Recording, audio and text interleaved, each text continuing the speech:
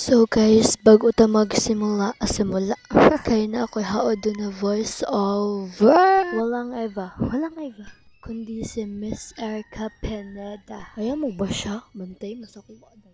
Try raman ha. Ayaw mo buot dahi, ayaw mo buot. At ito nga! Magsisimula na tayo! Ito nga yung aso namin! Sobrang likot!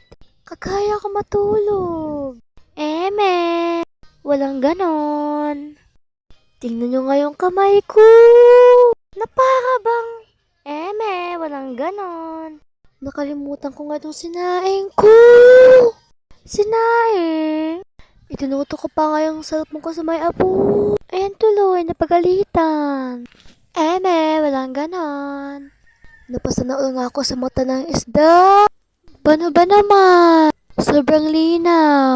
Sobrang linaw na may iba na siya. Aray ko!